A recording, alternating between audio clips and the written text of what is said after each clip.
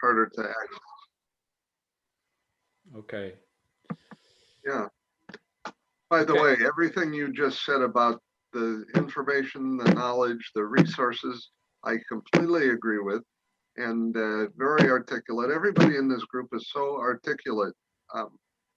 That's why it's better to do 70, 80% listening, you know? Yes. Thanks for that. Yeah. Okay. Welcome, Dave, to the presentation. Welcome, everyone who's here at the World Unity Week. It's a pleasure to be here. And yeah, I'm Robert Srem, and we see someone coming in. So yes, let's wait just a few seconds.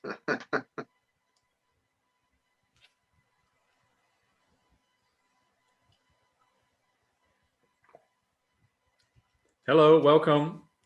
We're just about to start, and if you want to say hi, you're happy to do so. If you just want to listen in and see the presentation, that's great.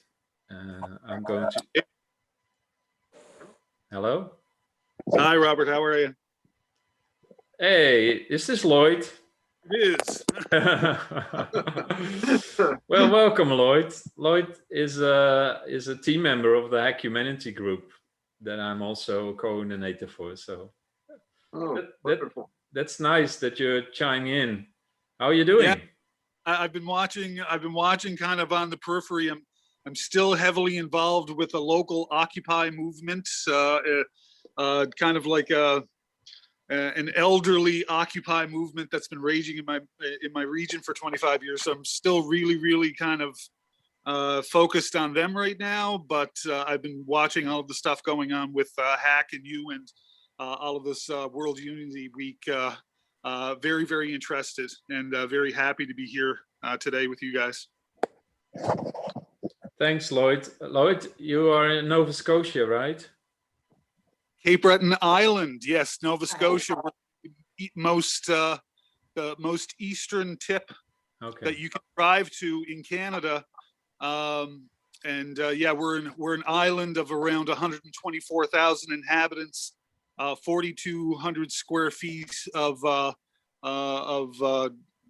demographic, I guess you would say, geography, and yeah, we're one of the poorest areas to actually live in Canada.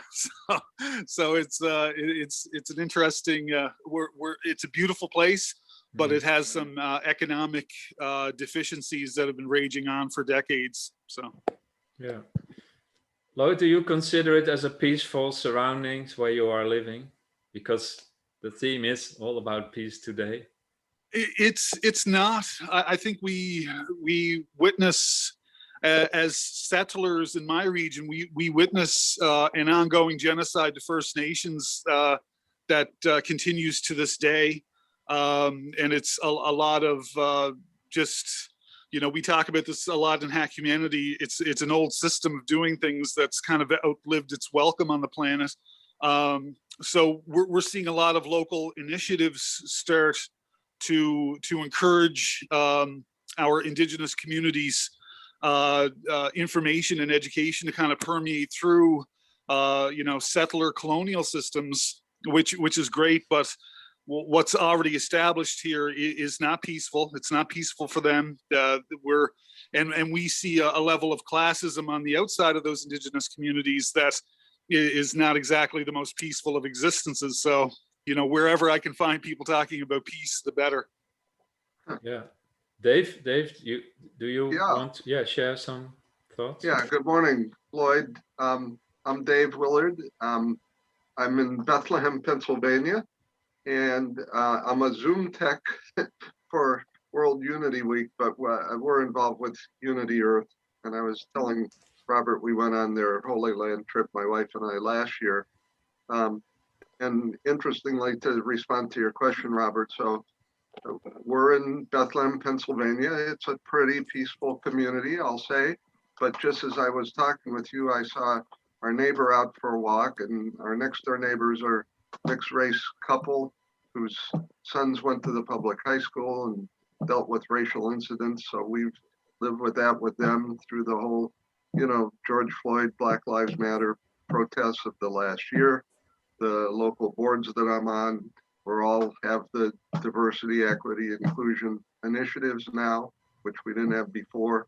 So, you know, even in a peaceful community, there's lots of things that could be improved. And I guess that's what we're all about. Yeah, yeah. Yeah, I would love to take you through the presentation. I just explained, Lloyd, it will take maybe about 25 minutes. If I stretch it 30, but we can have a nice conversation afterwards. And I would appreciate your feedback because it's quite a big topic, right? We're talking to put love in action. And there are so many ways where we can go with the talk. So if it's okay with you, I will share the screen. Perfect. Yeah, I'm looking forward. Thank you, Robert. Okay, and you know, feel free if somewhere in the middle, you guys, I think we are on full screen already. Like saying something, it's okay. I think we have enough room and space just to free flow a bit. And let's just take this as an informal moment to get to know each other also. Wonderful. So happy to be here, a call to peace and a call to action. And what we are presenting is love as a universal overarching belief. So I have to tell you a little bit about Hack Humanity in the World Summit movement, because probably not a lot of people will have heard from them. Let me see if I can, yeah, start it out. So what you see here, firstly, is a world map, a watercolored world map that is created by an Israeli artist, and it's a borderless map of the world. And if we're talking about putting love in action for peace, I think it's about lowering the illusionary barriers and borders in our minds. And I think this artist he's called Mark Ashkenazi. He really made a beautiful impression of what does the world look like when a bird should fly over it. Do we see any borders or any restrictions? No, it's just a beautiful planet, right? Of course, there's a lot of diversity there, but we created a lot of these borders. So a little bit about the World Summit. That's a coordination and design network, mobilizing and unifying all active groups and solutions, so we can quickly reach the necessary critical mass to enable humanity's phase shift towards a new global regenerative model.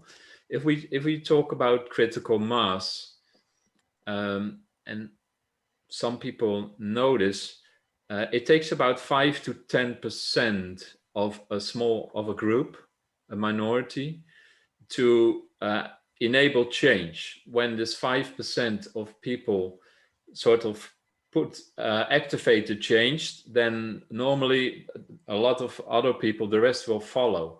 And we are acknowledging within the World Summit and Hack Humanity and a lot of other groups that this critical mass is already there. It's just not fully connected yet, but that's the process that we are in now. That's the crystallizing process. So a lot of groups, and this World Unity Week is very helpful for that, and a lot of other organizations and events also, to become aware of each other's presence and to find each other and connect. So that's really good to know. We have all this critical mass there. So, and we have seen with COVID-19 how fast a paradigm can shift. And that's, I think, a good example, not in the sense that we need to experience it, because there are a lot of negative aspects we don't want to deal with. But of course, it is for our awareness and consciousness, it is a happening that has great impact.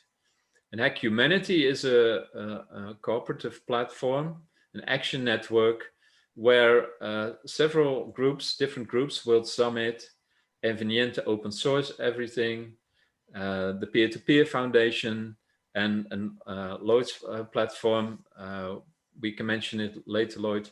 But that's an action network that really wants to enable and manufacture and implement solutions locally, because we can talk about a coordinating and design network, but we also want to have an action network. What can we do on the ground? And the World Summit is connecting all key players, networks and movements, as it says here, and organizations and thought leaders and change makers, etc. And we are doing this through the 3 pillars of activism. I can share more about that later. And the 12 sector wheel of society, of the wheel of co-creation from Barbara Marx Hubbard. And this is the strategy to make all interconnected problems, solutions and energies visible. So nobody's claiming to have all the answers or saying this is the right solution. We just want to make it visible what is out there so we can have better understanding and comprehension of the solutions. And the overarching holistic tools that we can provide. So how does this look like? And what does this look like when we make things visible? So Barbara Marx Hubbard created the wheel of 12 sectors, the wheel of co-creation. So you can see here 12 different sectors. We call it the wheel of synergy or the wheel of society, which contains all a specific element of society. And the thing is that they are all connected in a way. And if something happens in one sector, like education or peace building, it affects another sector. And at the moment, we can say, and we discussed it a little bit at the beginning of the presentation, that we see within Humanity that clearly the current governance systems and economic systems, which are the dominating sectors here, economics and governance, they are outdated. And it's not to say that there's no judgment here. We're not saying they're bad, but we need to take the next step to see how we can organize ourselves more sustainable, more in a regenerative way and more efficiently. So it's about the intersection of life here, and all sectors are equally important. There is no sector that's less important. And we put love in action for peace. So we put it in the middle, and that's talking about self-love, family love, planetary love, community love, you name it. That's for us, we feel that's a beautiful full picture, a flower of humanity.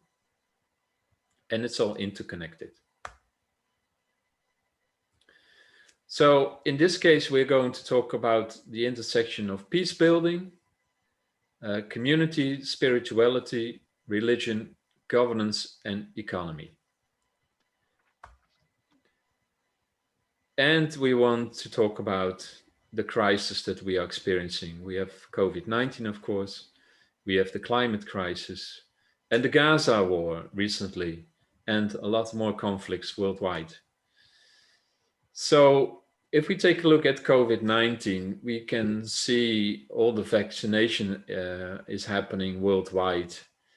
And we also have experienced that there is less pollution because of course, the society sort of stopped.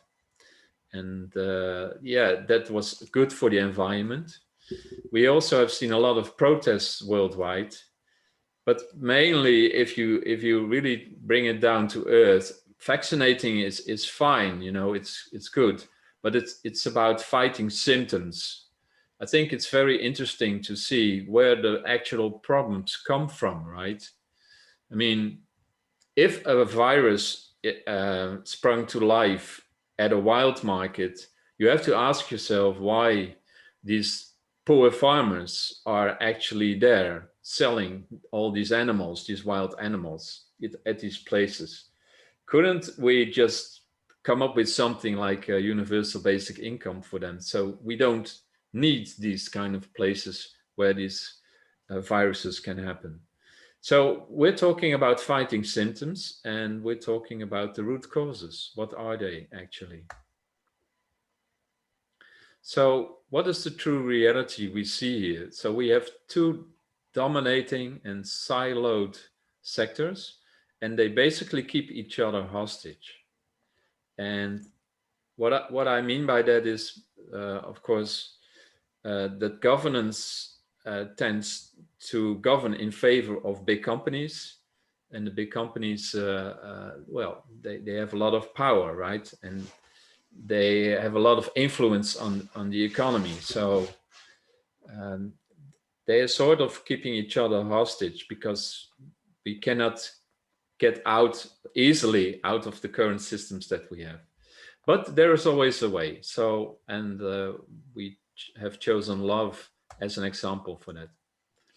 So, of course, in the current society, there are more siloed sectors. And the thing is that we are asking a couple of questions. How do we connect political leaders and spiritual and religious leaders? So again, how do we connect political leaders with spiritual and religious leaders? I think that's one of the questions that came up in the World Unity Week. And what is the true reality that we see, like the Gaza conflicts? You can see that there, and again, no judgment here, but we are failing in leadership, in political leadership. And we have to dig in our heels to overcome this together. So how do we convert hate to love? Let's ask a question that's been asked to Albert Einstein. He said the most important question that any person can ask is whether or not the universe is a friendly place. The answer we find determines what we do with our lives. If the universe is a friendly place, we will spend our time building bridges, like we are doing here with World Unity Week. And otherwise, people use all their time to build walls. We decide. That's the thing. Our call to action is, let's stop fighting symptoms and address the root causes. And let's create and implement new bridges together, so we can overcome these challenges that we face. You know, we want clean air, we want clean water. Everybody wants to be healthy and experience economic wellness and safety and justice. So, and Pope Francis also, and Lloyd can share maybe a little bit more about it later, about his connections with the Vatican. But it only takes a few people with hope to bring about change. And we're asking the question, how do we activate building these bridges instead of walls? So economy, it's a Latin word. It basically means taking care of your household. And the best way to nurture each other is by love. So if the Pope is calling for a small group to start a revolution, then we can take it on ourselves as a mission to dissolve the boundaries and the illusionary perception of separation. And again, ask the question, how can we create the optimal intersection of peace building, community, spirituality and religion, and governance and economy? And there are more important questions, ethical questions. How can we align our nationalistic ways of thinking and organizing with our international problems at the root cause without reinventing the wheel over and over again? And how do we escape dogma? And I would love to have a discussion about that after the presentation, or now if you want, just break in. So lowering the illusionary borders in our minds, making it visible. So these are the world's greatest dogmas. There are more, but we have all kinds of different nationalities that are basically dividing us, and geopolitical divisions. And of course, there are the religious nations that are dividing. And if you zoom out more, you can say we're all fighting for a part of this world, but why should we fight for our country if we all could be fighting for the well-being of the world? Because we're all connected. Just to give you an overview here, there are 4,300 religions worldwide. And only in the Netherlands, I'm based in the Netherlands, there are 7,000 different churches. Can you imagine, worldwide? And there are 193 different nationalities. So, and there are about 6,800 different languages worldwide. So just let these numbers sink in a little bit. Can you imagine? And that's the beautiful thing of it. The diversity is beautiful. But of course, there is a shadow side here, thinking in these boxes. So again, we come back to this ethical question. How can we escape dogma? If we talk about the illusionary borders in our minds, how real are they? And isn't the feeling of separation an illusion? You see a picture here of a sunrise or a sunset, whatever you want. But basically, when people see it, they are seeing something that is not true. Because the sun isn't doing anything. It's not setting, it's not rising. The sun is there in one place. It's us that's moving. So basically, that's the great illusion. We're talking about an earth set or an earth rise. So, and it's easy to, take that as the truth because you see it. And when you see it, you think it's real. So the perception is very important, that we have a better understanding of it. Well, we can talk about some things. What about the Geneva Convention, with the Gaza war and other things? But if we have rules for that, shouldn't we ban war instead of providing rules for war? And what if this is the tipping point for humanity where we are now, and we come together in the spirit of peace and harmony and love? So shouldn't we come together as one to shift our values and promote peace and brotherhood all around the globe? And yes, we can demand things because we all have a power, the power within us to speak out our truth. I want to tell a little bit more about the 3 pillars of activism that the World Summit and Ecumenity and other groups are working with. This is Joanna Macy's concept. She came up with this. And just like the 12 sectors, I think it's good to show that there are 3 different pillars of activism that are currently out there. We have a holding actions pillar where all the protest groups are confronting us with symptoms, and they're doing great work to make us aware of the problems, like Black Lives Matters and Occupy and Fridays for Future, and a lot more, of course. Then there is the shift in consciousness pillar, where we share, where we let go of conditioned beliefs and we share new concepts and ideas. And a lot of change makers and thought leaders are there, and giving TED Talks and just sharing what is possible beside our current realm. And then we have the new systems pillar, and there is where Humanity is also active in World Summit and a lot of other groups addressing the root causes, actually designing the solutions, the tools, the programs. And I think it's important to understand that what we currently experience is that each pillar is basically acting on its own, and they are not fully working in symbiosis. So you can protest, but if you don't create a shift in consciousness, if you don't have a new idea to sort of come up as a solution for the problem, then you will keep stuck in protesting. And if you don't have the real actual tool to hand it over to people, so we can say, okay, we can use this tool as the solution, then this is also sort of coming up short. So let's put it this way. All the pillars are important, but they need to work in symbiosis. And that's what we've been seeing with Black Lives Matter. They went through all 3 pillars to actually create change, to shift the paradigm. And I think if this becomes also more in the consciousness of activist groups or all kinds of platforms, they're doing a great work. But I think it's important to understand that these pillars need to work in symbiosis. So, and that will also open up our minds and our boundaries, lower our boundaries, hopefully.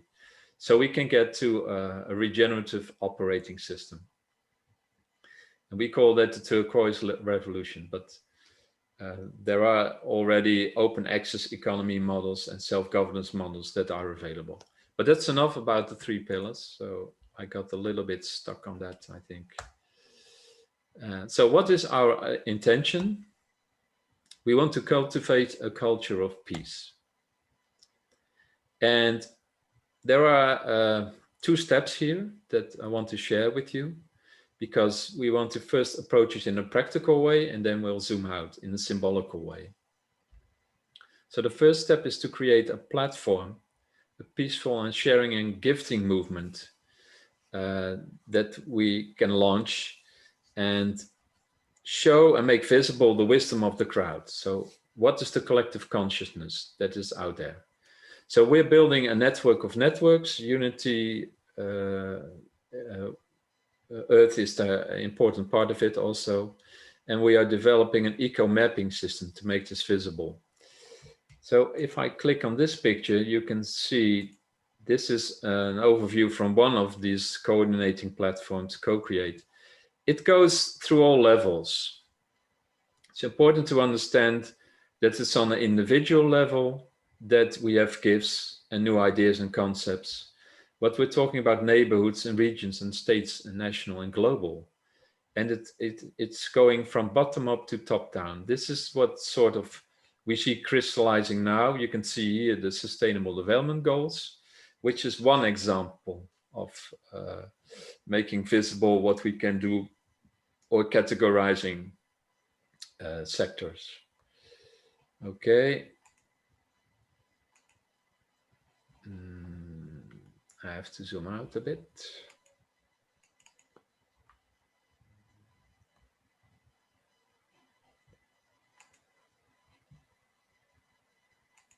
Yeah. That happens sometimes. You guys feel like replying until I get this fixed? Sure. You want us to say something? Yes.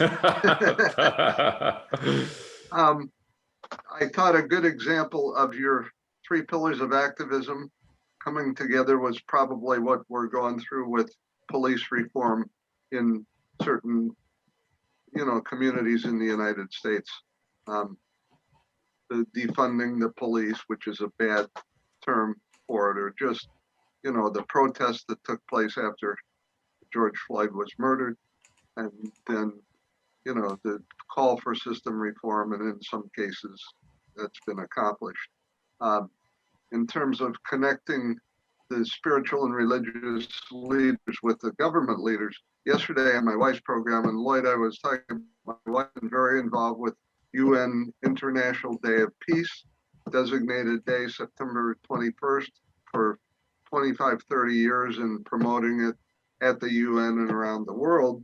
And one of her colleagues has created Peace Day Philadelphia, and they had a very impressive video that just showed, thousands of people involved on the International Day of Peace, including 2 different mayors, who served in the city.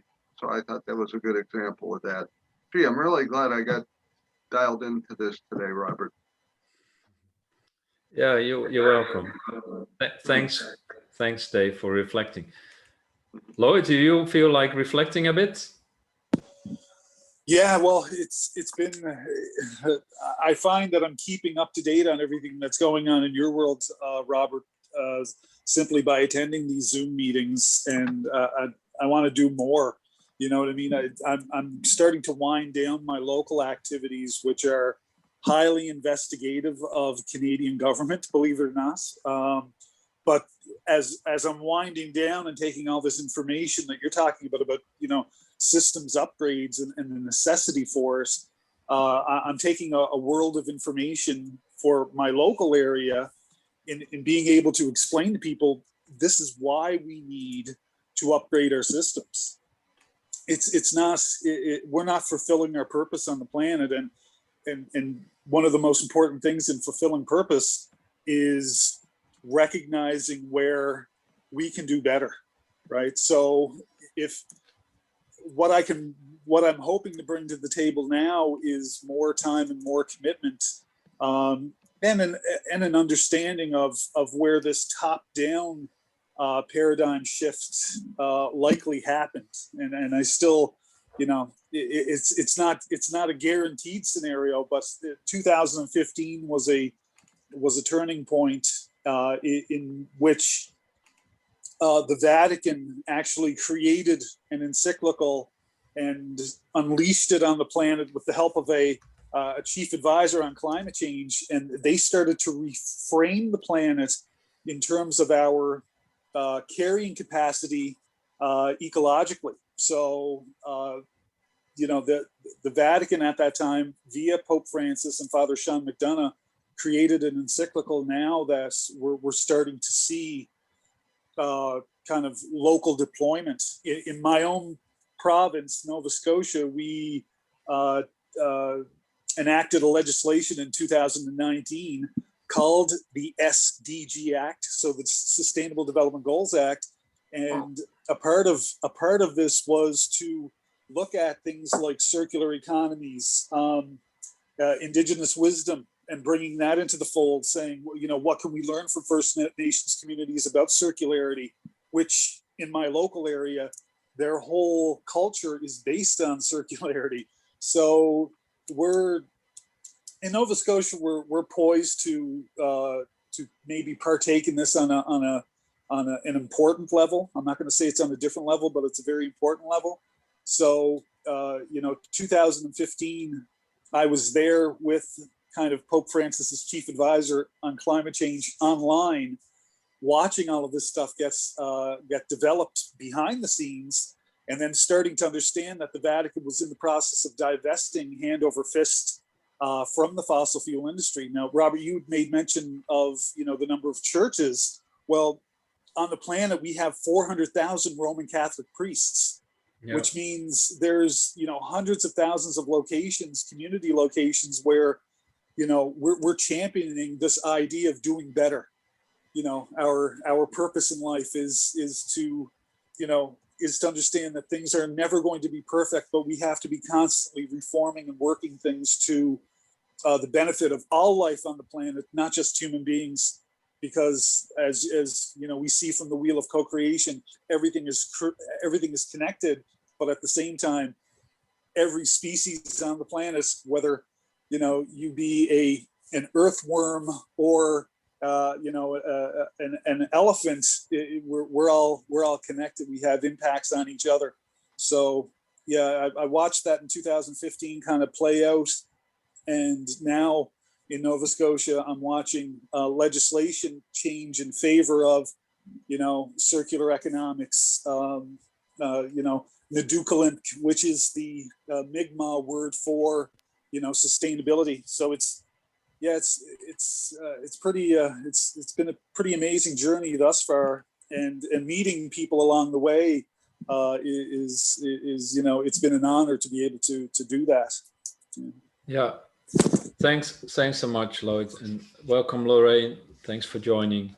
Let's get to part two. I think we have another 15 minutes left if we want to the interesting part, most interesting part, I feel, and let's talk about. So this first step, building a network of network. Well, that's what we are doing, right? We want to support the opening of membranes and develop an eco-mapping system.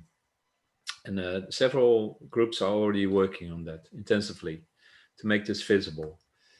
And of course, that's a big job. You really need a very focused coordination team for that. And the last couple of years, that's taking more and more shape. But of course, there are challenges. It's not easy to bring the type of people, the groups, the platforms together that have the symbiosis and can bring the synergy to create this platform.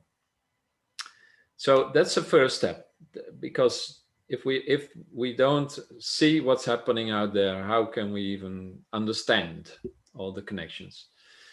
And now comes the second step, and we want to ratify love. And what do I mean with this? Because we just discussed all these different religions all around the world. But what if we officially ratify love as the overarching, all-compassing religion there is, where all hearts come together as one?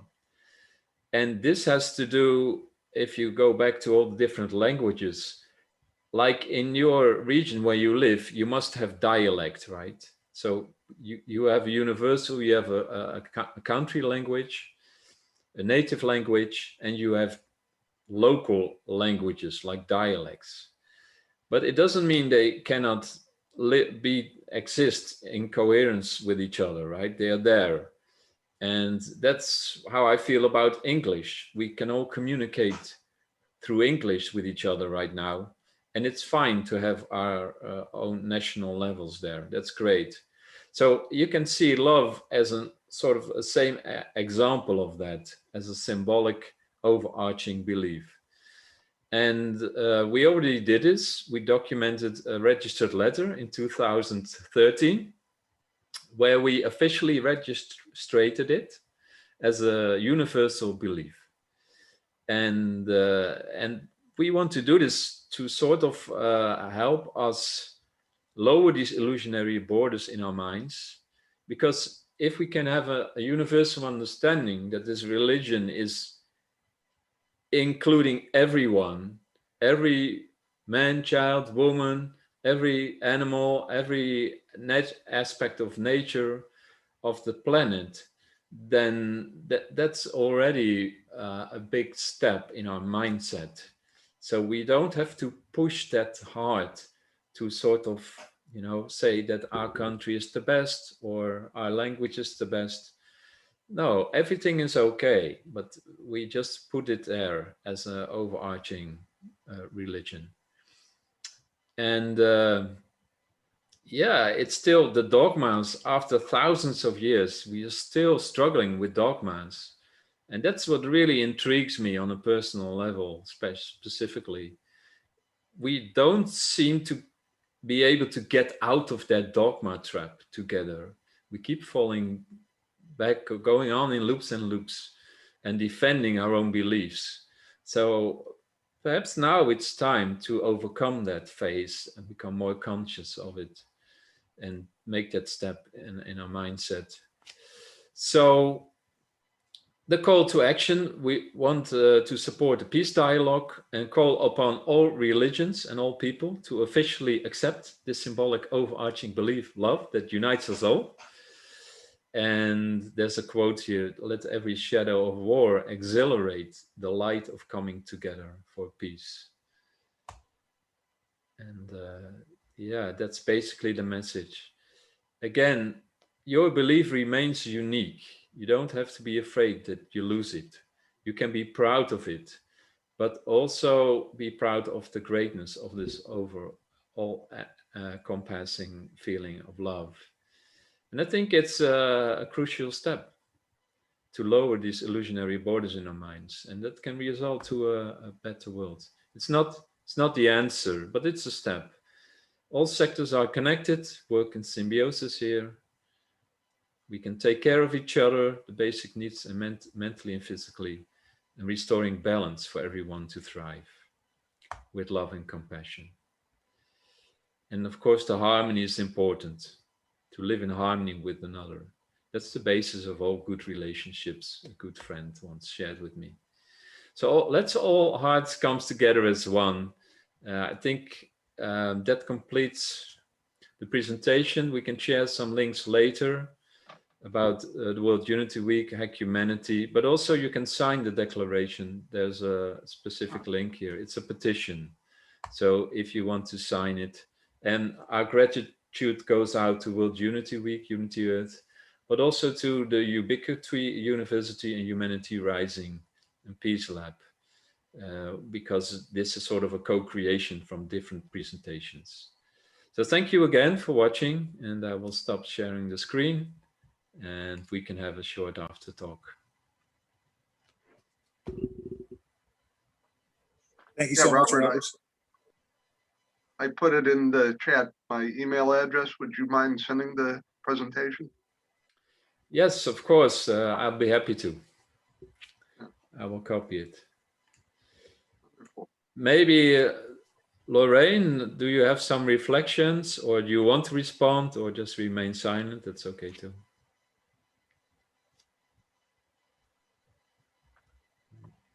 Robert, I think what happened was we Yeah, she's brought her left. on, put her back in the waiting room, and after a period of time, it just reminds you somebody's in the waiting room. Okay. So Yeah. she came in again. Now Fumi, on the other hand, is the host of the room. So I Hello, was. Fumi. Oh, Nice to there see she you. is. There she is. Hello. It's also 5:45 in the morning in San Francisco. You're on mute, Ms. Fumi-san. So good to see you, Robert. Thank you. Good to see you too.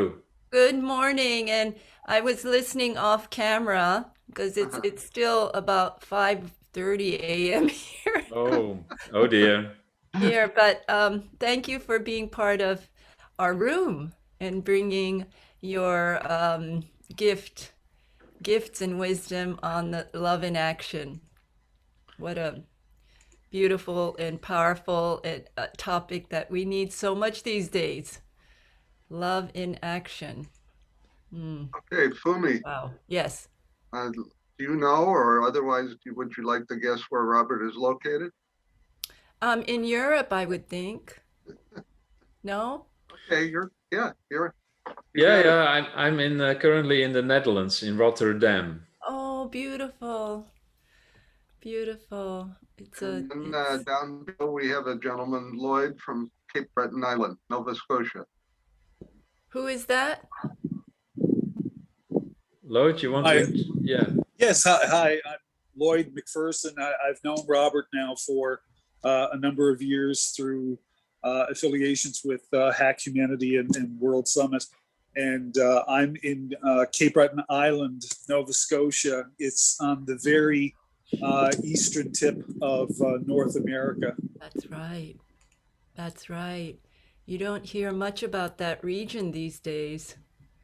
Thank you for reminding us. Yes, yeah, it's Wow, it's Nova yeah, it's a Scotia. beautiful place, Cape Breton Island. We're normally ranked the top tourist destination in North America. Are you? Yes, yeah, quite successfully over the years. Yes, so we Wow. get a lot of American tourists and tourists from Europe, and we have a large German kind of congregation of people that inhabit our island as well. Mm. Wow. Yeah. Beautiful. Robert, I was just going to reflect. It's interesting. I had no idea what you were going to present, but what we talked about at the beginning was that my wife, Monica, has been involved in this work for 30 or 40 years, and how, I always encouraged her to work with like-minded groups and, make visible, to use your term, who's like-minded and who's doing the work, and do it together. And the internet has made it so much easier to do that. But this is not a cynical comment or a negative comment, not intended to be, but a few years back, I read a 1,000-page book, The New Silk Road, which was kind of the history of the world from a non-US perspective. And unfortunately, all the problems that we've identified have been going on since the beginning of time, and amplified by the borders that have been created. So I hope this is a turning point.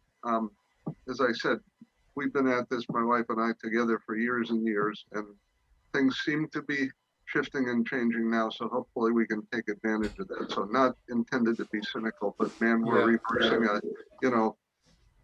millennium, a trend of millenniums, of centuries or millenniums here.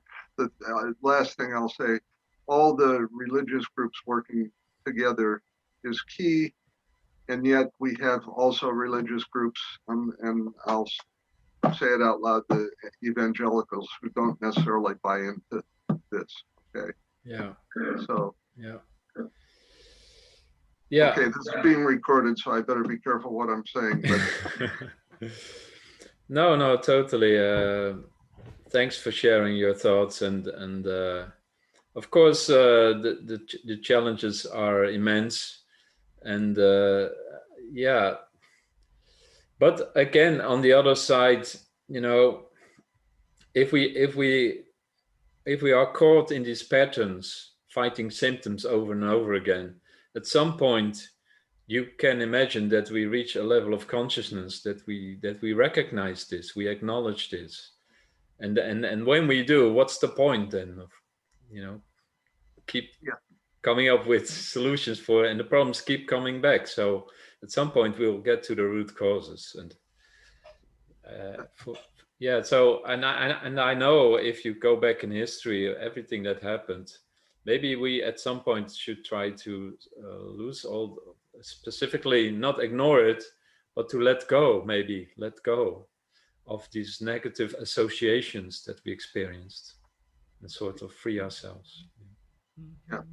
That's so well expressed. And your starting point was love in action.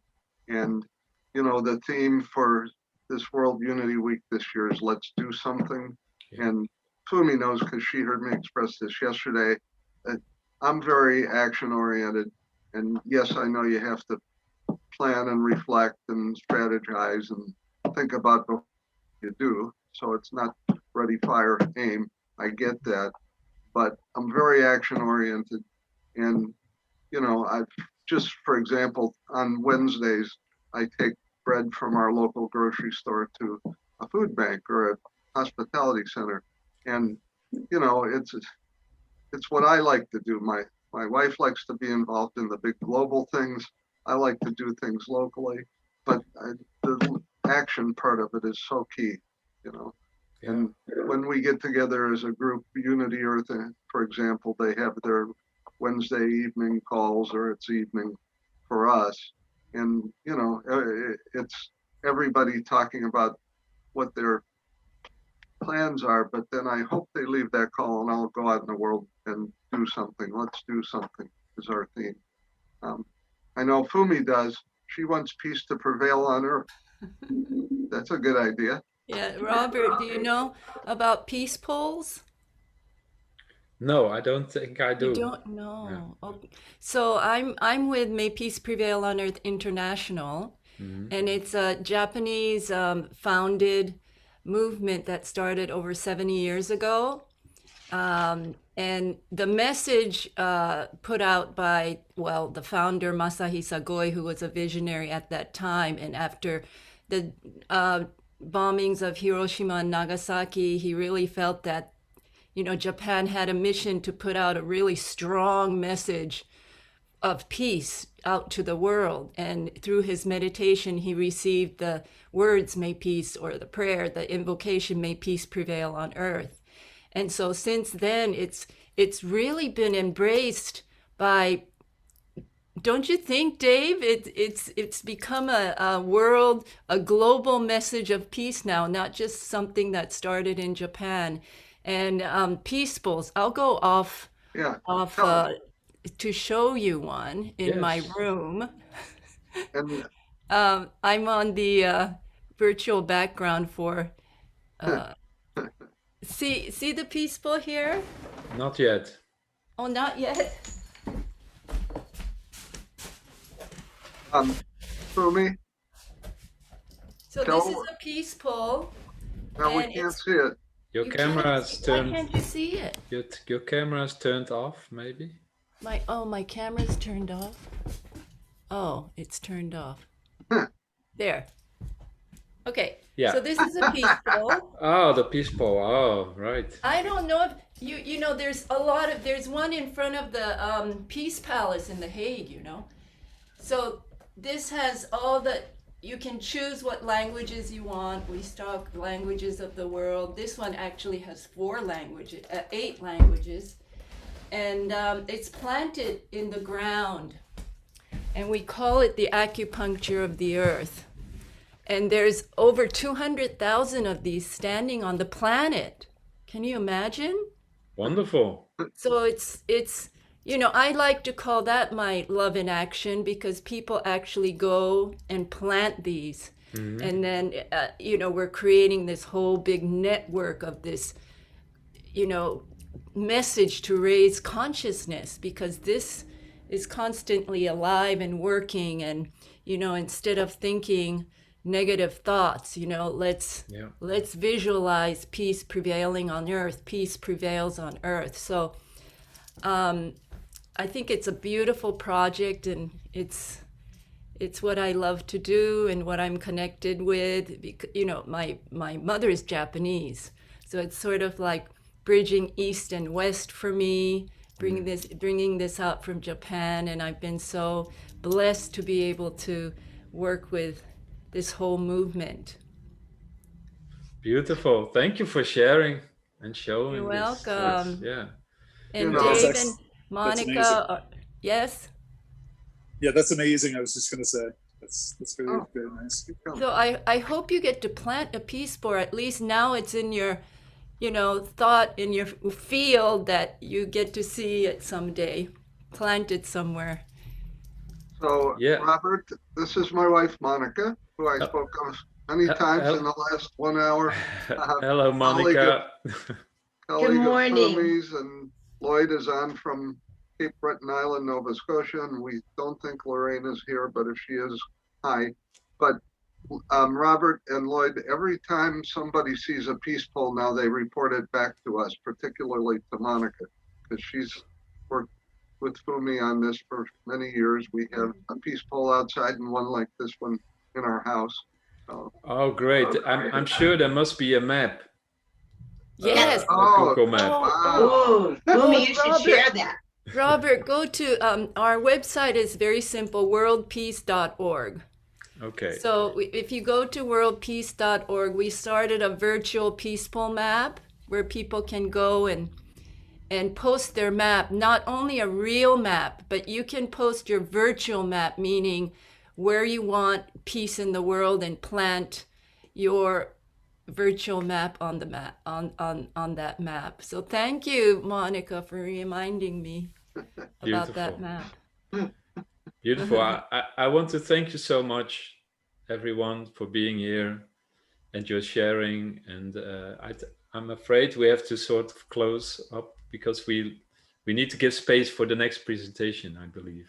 Is that right, The next Fumi? presentation, yes, they have. We gave 15 minutes of transition time, and the next presentation, they're women peacemakers. So a lot of women coming in who are doing love in action.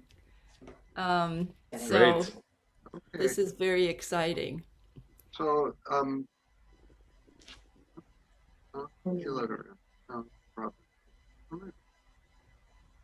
okay, this may be for your next presentation, right? Good morning, Rita. This is Rita Marsh. You know